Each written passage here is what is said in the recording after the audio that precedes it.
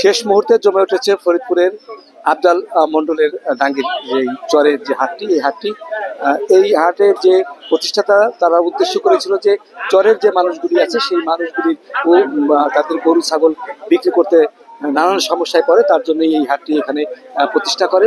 অল্প দিনের মধ্যেই যে চরের মানুষের যে আস্থা, সেই আস্থার কারণে এই হাটটি জমে উঠেছে। বিপরীত দিকে পদ্মা সংলগ্ন এলাকার কারণে যাতায়াতের সহজলভ্যতা এবং দেশীয় গরুর সমাহারের কারণে কিন্তু ব্যাপারীদের এখানে একটা আস্থার স্থল হয়ে দাঁড়িয়েছে। ফলে এখানে কিন্তু অল্প দিনেই এই হাটটা জমে উঠেছে। তা আমার কাছে এই মুহূর্তে দাঁড়িয়ে আছে এই হাটের যে প্রতিষ্ঠাতা এবং এই চরমাদক অঞ্চলের চেয়ারম্যান তুহিন মণ্ডল। আমি তার কাছে জানতে চাইবো যে এই যে হাটটা প্রতিষ্ঠাতা করলেন কি উদ্দেশ্যে এবং কতটুকু সফলতা অর্জন করেছেন। আসসালামু আলাইকুম।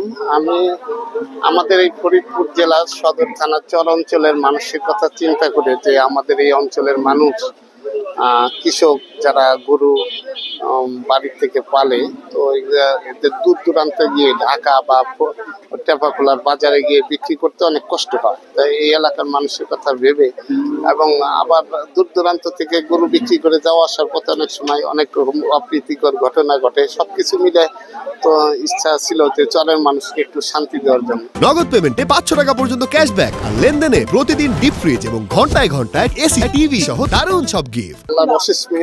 আল্লাহর অশেষ মেহেরবানি এবং লাখ কোটি শুকরিয়া। তার রহমতে আজকে আমরা ইনশাল্লাহ সফলতা পেয়েছি। আমার সরকারের প্রায় 1.5 কোটি টাকা প্রতি বছরে এখানে ডাকা।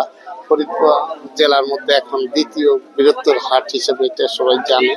আল্লাহর কাছে শুকরিয়া। পাশাপাশি যারা সহযোগিতা করেছে, ভালোবাসছে, প্রশাসনের কর্মকর্তারা রয়েছে এবং এলাকার গণ্যমান্য সকল শ্রেণীর মানুষের সহযোগিতায় আজকে চরমাদুকিয়া আফজাল মন্ডল হাট ইনশাল্লাহ সফলতার দ্বার প্রান্তে। আপনারা শুনছিলেন যে আফজাল মন্ডলের হাট কিন্তু চরের মানুষের শুধু আস্থার স্থল না, এখানে কিন্তু প্রশাসনের তরফ থেকে সার্বিক সহযোগিতা এবং হাটের পক্ষ থেকে ব্যাপারীদের সব ধরনের সুযোগ সুবিধা দিচ্ছে, নিরাপত্তার ব্যবস্থা করছে, যার কারণে কিন্তু অল্প দিনের মধ্যে মাত্র 2-3 বছরের মধ্যে সরকার একটা বড় ধরনের রাজস্ব এখান থেকে আয় হচ্ছে। পাশে এই কারণেই কিন্তু এই হাটের যে ইজারাদার তিনি মনে করছেন যে এই হাটটা অল্প দিনের মধ্যে ফরিদপুরের সব থেকে বড় হাট হবে বলে মনে করছেন। এই ছিলেন ফরিদপুরের আফজাল মন্ডলের হাটের সর্বশেষ খবর।